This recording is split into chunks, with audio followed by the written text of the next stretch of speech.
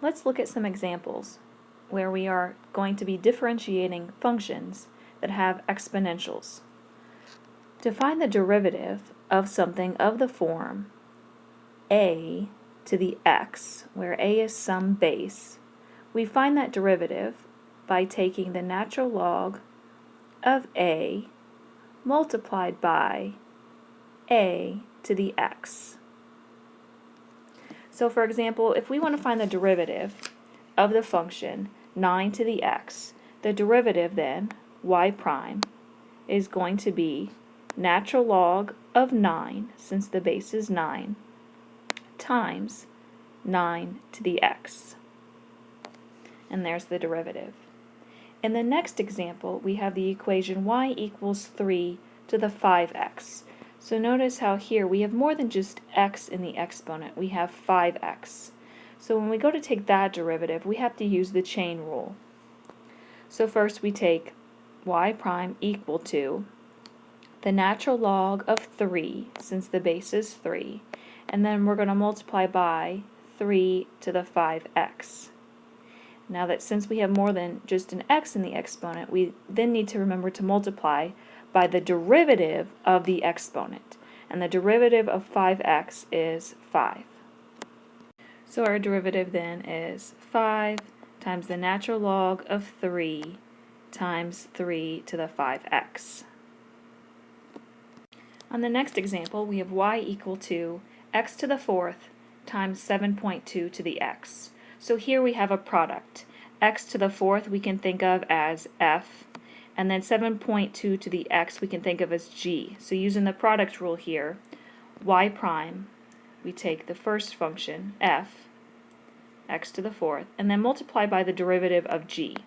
So taking the derivative of 7.2 to the x, we're going to have natural log of the base, which is 7.2, times 7.2 to the x.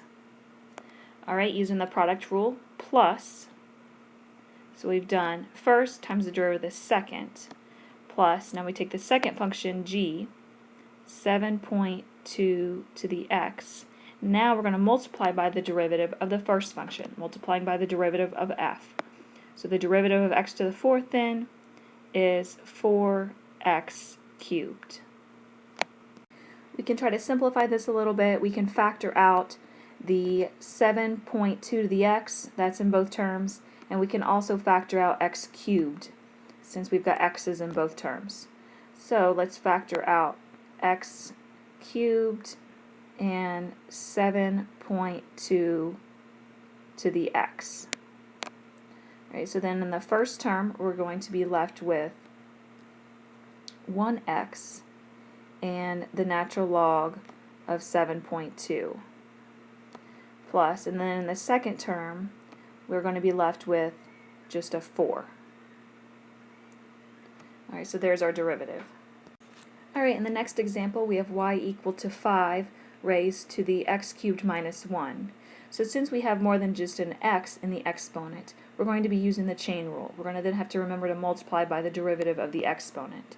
So y prime is going to be the natural log of our base, which is 5, times 5 to the x cubed minus 1. Alright, now we need to multiply by the derivative of the exponent, so we're taking the derivative of x cubed minus 1, which the derivative of that is 3x squared. Alright, so our derivative then is 3x squared times the natural log of 5 times 5x cubed minus 1. Alright, in the next example we're taking the derivative of e to the 8x, and recall that the derivative of e to the x is just e to the x. So here y prime then looks like e to the 8x, and then we're multiplying by the derivative of the exponent. Derivative of 8x is 8. So y prime is 8e to the 8x. Alright, and the next one, y equals 12 raised to the 7x minus 4. So here again we're going to have to use a chain rule since we have more than just an x in the exponent. So y prime then is going to be the natural log of our base, which is 12, times 12 to the 7x minus 4, and then the derivative of the exponent, the derivative of 7x minus 4 is 7. So y prime then